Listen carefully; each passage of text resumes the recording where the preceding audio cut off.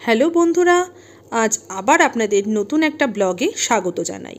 আমি মধুমিতা, আর আজ আমরা আবার সপরিবারে বেরিয়ে পড়েছি আমাদের এবারের গন্তব্য বেলুড় মঠ। আজকের ভিডিওতে আপনাদের জানাবো আপনারা বেলুড় মঠ পৌঁছবেন কিভাবে, মন্দির খোলা এবং বন্ধের সময় কত, এবং মন্দিরের ভোগ বিতরণের ব্যবস্থাপনাই বা কী আছে, সমস্তটাই আজ আপনাদের জানিয়ে দেব এই ভিডিওর মাধ্যমে। তাই আপনাদের কাছে অনুরোধ করব ভিডিওটি স্কিপ না করে পুরোটা অতি অবশ্যই দেখবেন। আমরা নিজেদের গাড়ি করে বেলঘরিয়া এক্সপ্রেস হয়ে নিবেদিতা সেতু ধরে পৌঁছেছি বেলুড় মঠ। ট্রেনে বা মেট্রো করে আসতে চাইলে আপনাদের নামতে হবে দক্ষিণেশ্বর।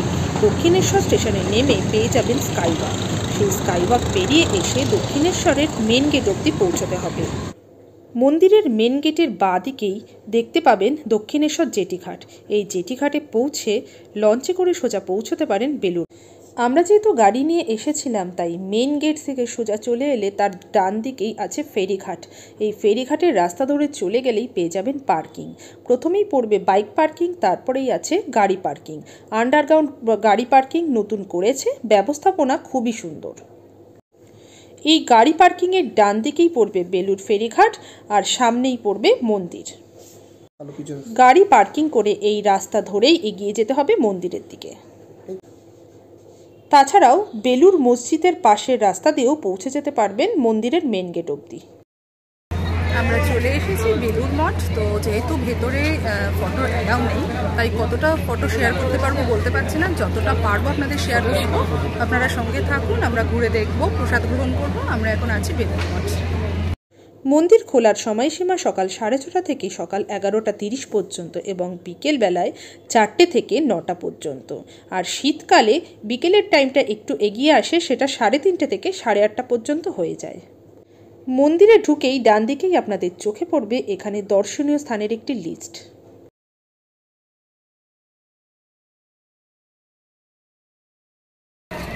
চলুন এবারে আমরা মন্দিরের ভেতরে যাব। এই মন্দিরের গর্ভগৃহে শ্রীরামকৃষ্ণদেবের পূর্ত ভূশাস্তি এবং মর্মর মূর্তি প্রতিষ্ঠিত আছে। মন্দিরটি ঠাকুরের প্রধান শিষ্য স্বামী বিবেকানন্দ কর্তৃক পরিকল্পিত। শ্রীরামকৃষ্ণদেবের অন্যতম শিষ্য স্বামী বিজ্ঞানানন্দ কর্তৃক 1938 খ্রিস্টাব্দে 14ই জানুয়ারি উৎসর্গীকৃত। মন্দিরের ঠিক পাশেই দেখতে পাচ্ছেন মঠে যাওয়ার রাস্তা। এই রাস্তা ধরেই পৌঁছতে হবে মঠ অফিস। এখানে ভোগ খেতে হলে ভোগের কুপন সংগ্রহ করতে হবে এই মঠ অফিস থেকে। এই কুপন সংগ্রহ করার টাইমিং হলো সকাল 11টা পর্যন্ত। এখানে মহারাজেরা বসে আছেন, এনাদের থেকেই সংগ্রহ করতে হবে ভোগের কুপন। ভোগের কুপন সংগ্রহ করার সাথে সাথে ওনারা দেয় কিছু শুকনো প্রসাদ বাড়িতে নিয়ে যাওয়ার জন্য। এখানে কুপনের জন্য আলাদা করে কোনো পয়সা দিতে লাগে না। আপনারা ডোনেশন হিসেবে যতটুকু টাকা দিতে চান সেটা দিলেই সেটিকে কুপনের মূল্য হিসেবে ধরা হয়। তাছাড়াও কজনের জন্য কুপন নেওয়া হচ্ছে এবং কার নামে নেওয়া হচ্ছে সেটা এখানে লিখে রাখা হয়। মন্দিরে পৌঁছে আমরা প্রথমেই কুপন কেটে নিলাম। 11টার পর থেকে ভোগ বিতরণ শুরু হবে। এর মাঝে আমরা মন্দিরটি ঘুরে দেখে নেব। এখানে আর কি কি ঘুরে দেখার জিনিস আছে তা আপনাদের ঘুরে দেখিয়ে দেব। এই আম গাছটি স্বামী বিবেকানন্দ সময়কালের আম গাছ, তাই এটিকে খুব যত্ন করে রাখা হয়েছে যাতে গাছটি নষ্ট না হয়ে যায়। চারিদিক ঘুরতে ঘুরতে দেখতে পাবেন এই নদীর পাশেই আছে স্বামী ব্রহ্মানন্দ মন্দির। তিনি ছিলেন শ্রীরামকৃষ্ণদেবের একজন মহান শিষ্য।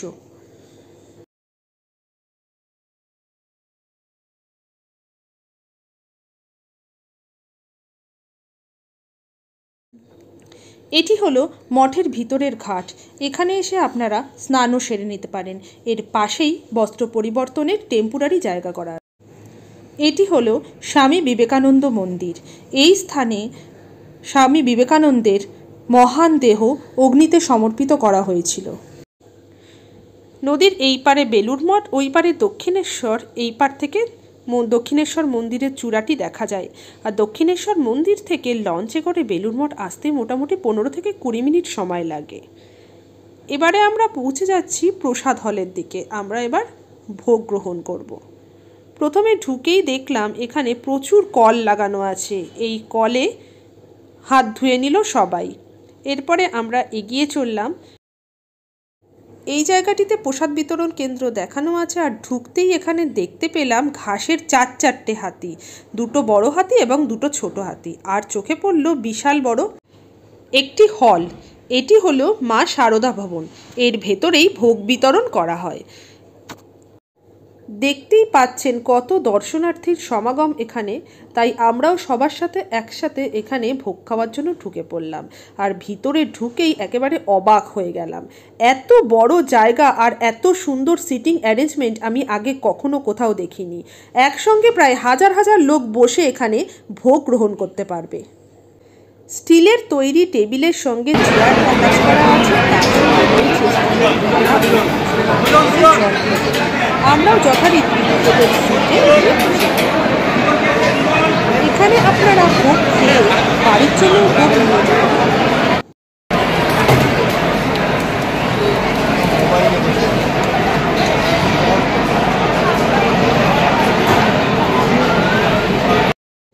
ভোগ প্রসাদে থাকে খিচুড়ি, তরকারি, চাটনি এবং পায়েস, আর একদম গরম গরম ভোগ বিতরণ করা হচ্ছিল।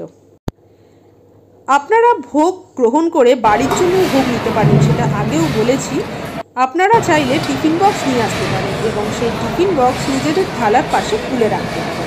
প্রথমবার এখান থেকে ভোগ না দিলেও পরের বার যখন ভোগ বিতরণ করতে আসবে তখন ওনারা নিজের থেকেই টিফিন বক্সে ভোগ ঢেলে দেবে। খাওয়ার পরে আবার বেরিয়ে আসতে দেখলাম বিশাল বড় একটি জায়গায় বেশ অনেকগুলো কল লাগানো আছে।